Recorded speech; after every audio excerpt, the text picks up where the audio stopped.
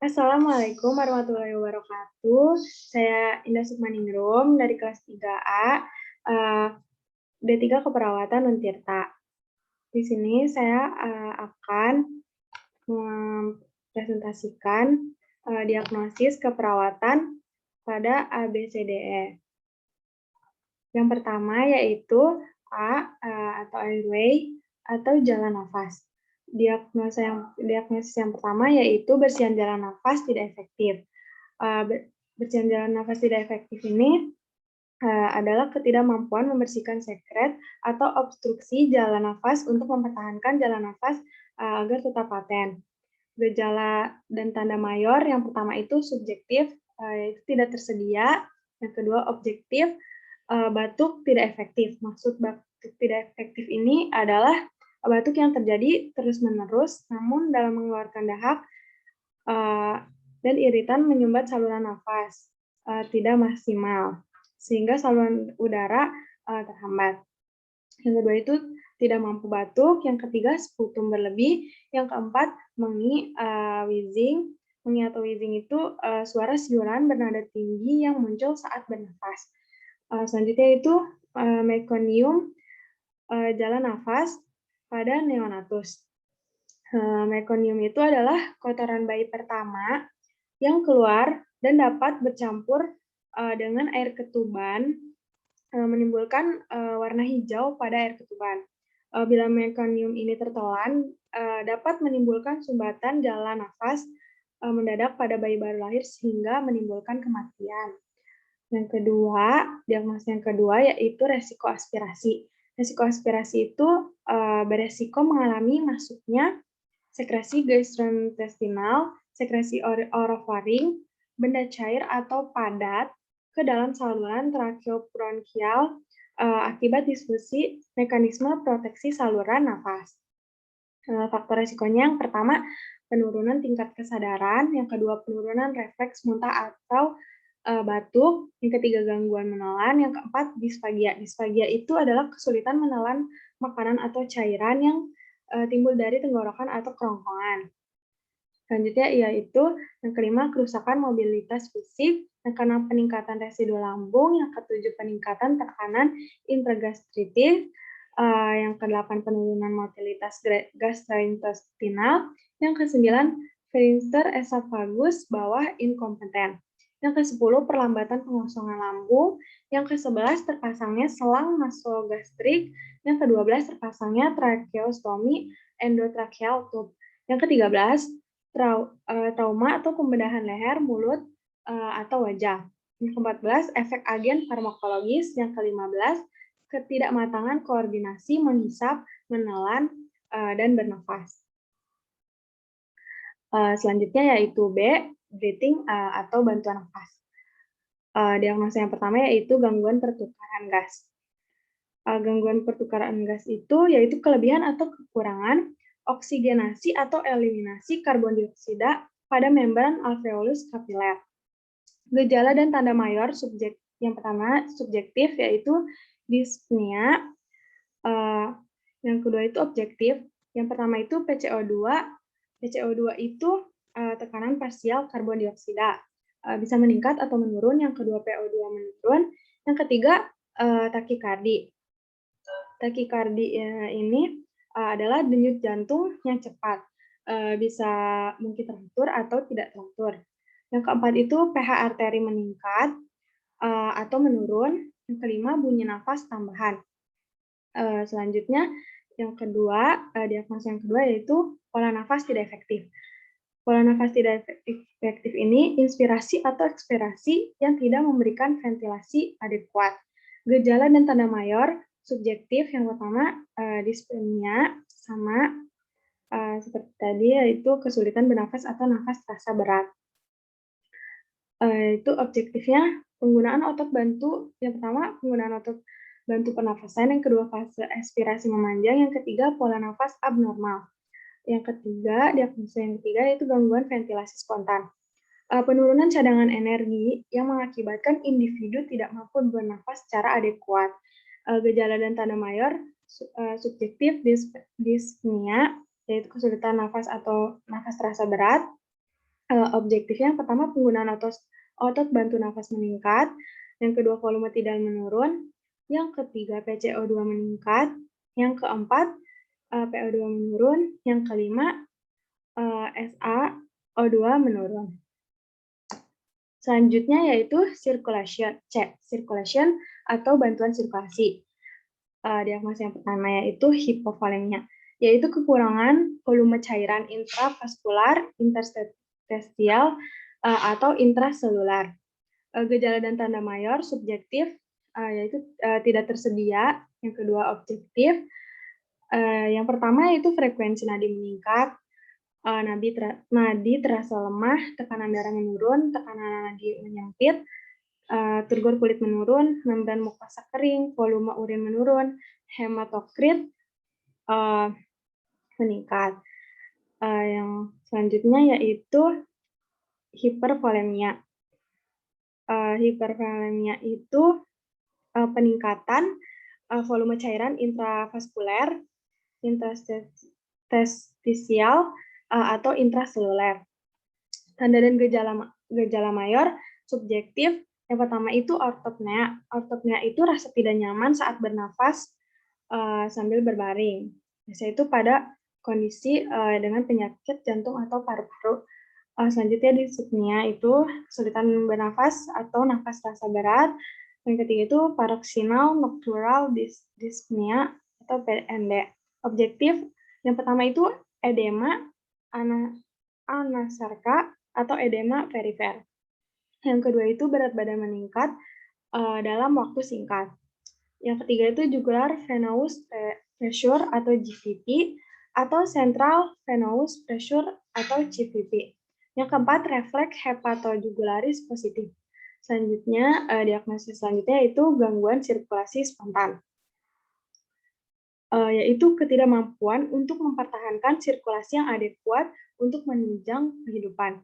Gejala dan tanda mayor subjektif, yang pertama dyspnea, kesulitan bernafas atau nafas terasa berat.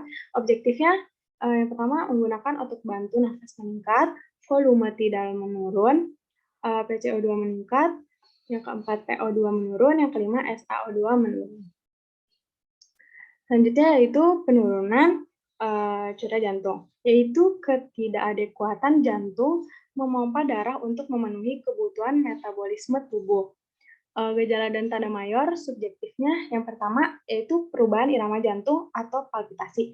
Palpitasi itu sensasi jantung berdenyut kencang, berdebar, tidak teratur atau melompat-lompat sehingga mengganggu.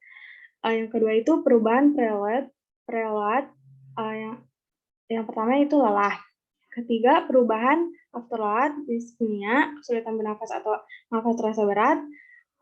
Yang keempat perubahan kontradilisasi.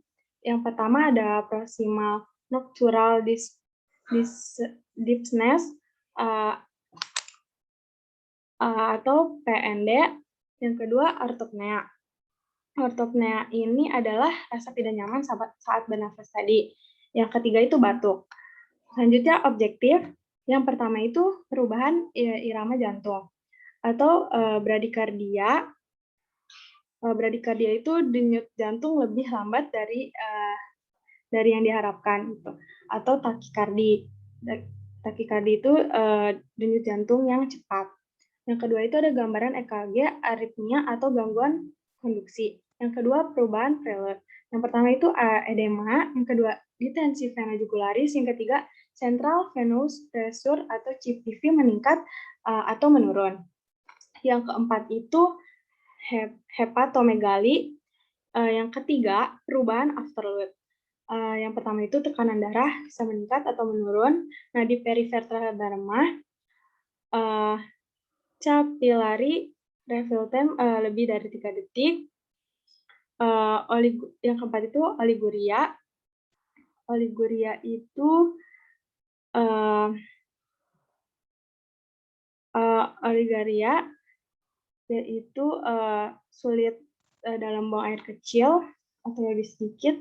Yang kelima itu warna kulit pucat atau sensitif. Yang keempat itu perubahan kontraktilitas mobilitas. Yang pertama itu terdengar suara jantung S3 atau S4, yang kedua ejection fraction atau IF menurun. Selanjutnya yaitu diagnosis selanjutnya itu perfusi perifer tidak efektif. Perfusi itu penurunan sirkulasi darah pada liver kapiler yang dapat mengganggu metabolisme tubuh. Gejala dan tanda mayor subjektifnya tidak tersedia. Objektifnya yang pertama, pengisian kapiler lebih dari 3 detik. Yang kedua, nadi kapiler menurun atau tidak teraba. Yang ketiga, akral teraba dingin. Yang keempat, warna kulit pucat. Yang kelima, turgor kulit menurun. Resiko shock. Selanjutnya, resiko shock, yaitu beresiko mengalami ketidakcukupan aliran darah ke jaringan tubuh yang dapat mengakibatkan disfungsi seluler yang mengancam jiwa. Faktor resikonya yang pertama itu hipoksemia, yang kedua hipoksia, yang ketiga hipotensi, yang keempat kekurangan volume cairan, yang kelima sepsis, yang keenam sindrom respon inflamasi sistemik atau systemic inflammation response syndrome. Yang selanjutnya, diagnosis selanjutnya itu resiko pendarahan. Faktor resikonya yang pertama neurisma, yang kedua gangguan gastrointestinal, misalnya itu ulkus, polip, feses. Ketiga itu gangguan fungsi hati, misalnya sirosis, hepatitis. Yang keempat komplikasi kehamilan, misalnya ketuban pecah sebelum waktunya, plasenta previa atau abrupsio atau kehamilan kembar.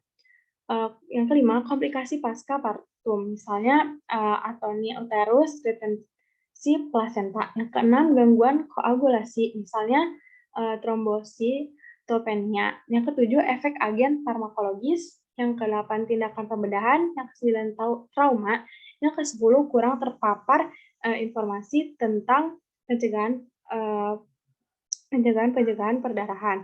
Yang ke-11 yaitu proses keganasan. Selanjutnya yaitu yang D, disability atau kesadaran. Diagnosis yang pertama yaitu penurunan kapasitas adaptif intrakranial. Yaitu gangguan mekanisme dinamika intrakranial dalam melakukan kompensasi terhadap stimulus yang dapat menurunkan kapasitas intrakranial. Tanda dan gejala mayor subjektif yang pertama itu sakit kepala. Objektifnya itu yang pertama tekanan darah meningkat dengan tekanan nadi atau pulse pressure melebar. Yang kedua itu bradikardia. Yang ketiga pola nafas irregular. Yang keempat tingkat kesadaran menurun. Yang kelima respon pupil melambat atau tidak sama. Yang keenam refleks neurologis terganggu. Selanjutnya yaitu resiko perfusi cerebral tidak efektif, yaitu beresiko mengalami penurunan sirkulasi darah ke otak. Faktor resikonya yang pertama itu keabnormalan massa protrombin atau massa tromlastin parsial. Yang kedua itu penurunan kinerja ventrikel kiri. Yang ketiga itu aterosklerosis aorta, diseksi arteri. Yang kelima itu fibrilasi atrium. Yang keenam tumor otak. Yang ketujuh stenosis karotis. Yang kedelapan myxoma atrium. Yang kesembilan aneurisma cerebri. Yang kesepuluh itu koagulopati, misalnya anemia sel sambit. Yang ke-11 itu dilatasi kardiomiopati. Yang ke-12 itu koagulasi, misalnya anemia sel sambit. Yang 13 embolisme. Yang ke-14 cedera kepala. Yang ke-15 hiperkolesteroleminya. Yang ke-16 hipertensi. Ke-17 endokarditis infektif. Yang ke-8 katup protetik mekanis. Yang ke-9 stenosis mitral.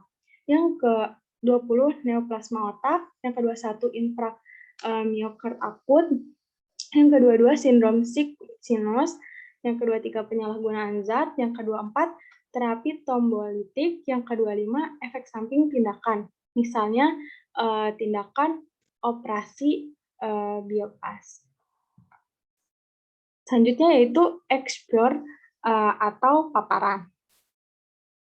Yang pertama, diagnosa yang pertama yaitu nyeri akut. Nyeri akut itu, pengalaman sensorik atau emosional yang berkaitan dengan kerusakan jaringan aktual atau fungsional dengan onset mendadak atau lambat, dan berintensitas ringan, hingga berat berangsur, kurang 3 bulan. Gejala dan tanda mayor subjektifnya itu, tidak tersedia, objektifnya yang pertama tampak meringis, yang kedua bersikap protektif, ya misalnya waspada, posisi menghindari nyeri.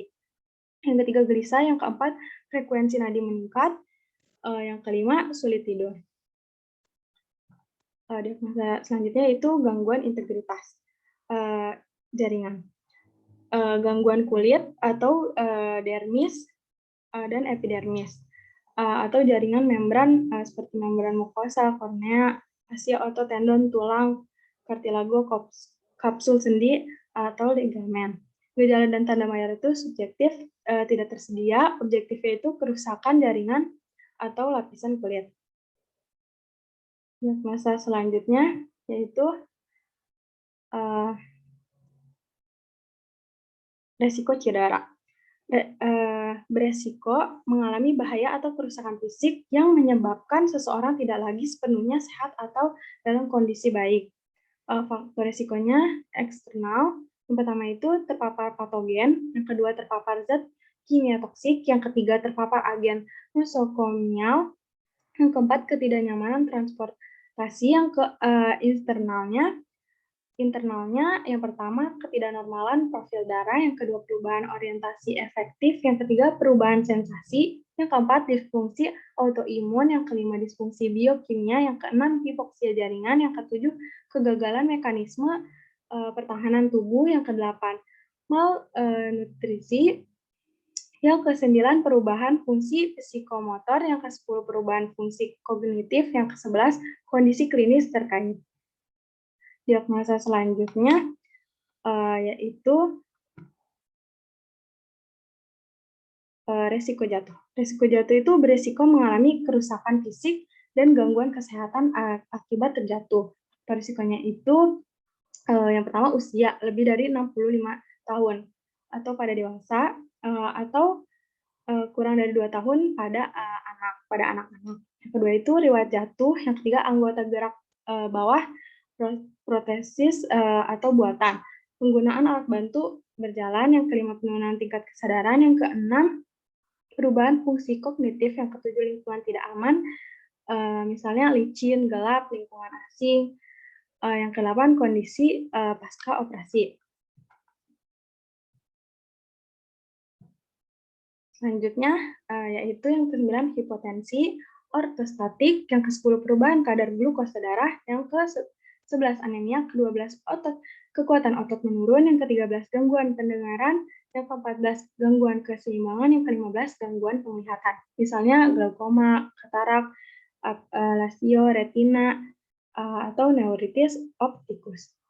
Yang ke-16 neuropatik, yang ke-17 efek agen farmakologis, misalnya sedasi, alkohol, anestesi umum.